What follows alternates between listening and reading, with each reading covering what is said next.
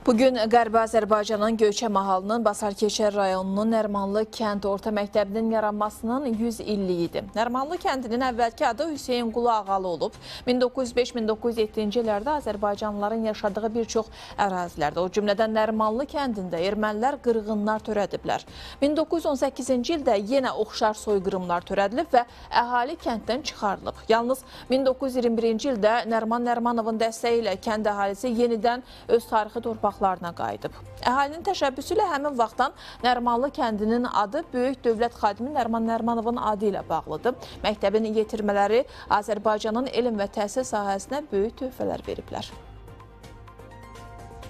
Nərmanlı kəndinin adı yarandığı gündən 1988-ci ilin dekabrına qədər dəfələrlə dəyişdirilərək Hüseyin Qulu Ağalı, Çuxurlu, Çamırlı və Orta kəndi olub. Kəndin sonuncu adı Nərmanlı isə böyük dövlət xadimi olan Nərman Nərmanovun adı ilə bağlıdır. 1991-ci ildən sonra isə ermənilər bu adı Şatvan adı ilə dəyişdiriblər. Relyefi tam düzənliyi olan kəndin ərazisi 40 hektar sahədə yerləşib və 3500 hektar torpaq sahəsi olub. Nərmanlı kəndi əhalisi 1905-1907, 1918, 1920, 1948, 1953-cü illərdə doğma yurdlarından çıxarılaraq 3 dəfə qaçqın düşüb. 1988-1991-ci illərdəki 4-cü qaçqınlıq zamanı kənd əhalisi doğma yurdlarından çıxarılaraq Daşkəsən, Gəncə, Şəmkir, Göygöl, Bakı, Sumqayıt, Mingəçevir, Samux və başqa yerlərdə məskunlaşıb. Bugün Nərmanlı kənd orta məktəbinin məzunları bugünkü kimi məktəb xatirələrini unutmurlar. Məktəb məzunları indi müxtəlif sahələrdə çalışsalar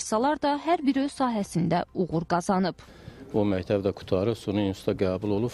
Həmin kənddə müəllim işləmişəm 8 il. 8 il müddətində o kəndin müəllimlərinlə, şagirdlərinlə yaxşı münasibətimiz olub, həddindən artıq.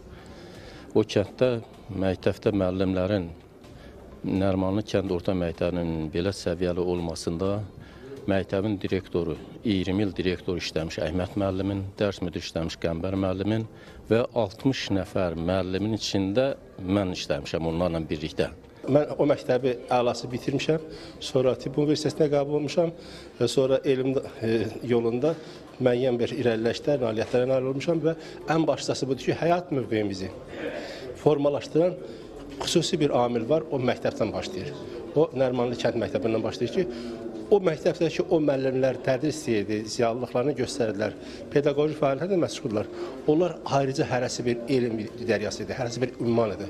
Nərmanlı kənd məktəbinin məzunları, müəllimləri bugün də doğma kəndlərinə qayıdış istəyi ilə yaşayırlar.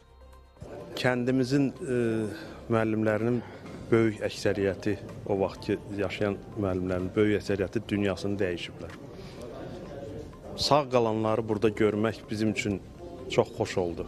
Elə müəllimlərimiz var idi ki, uzun illərdir heç birini görmürdük və həddindən artıq hər birimiz bu dəqiqə çox sentimental hisslərlə, emosional bir duyğularla görüşümüz təşkil olunub.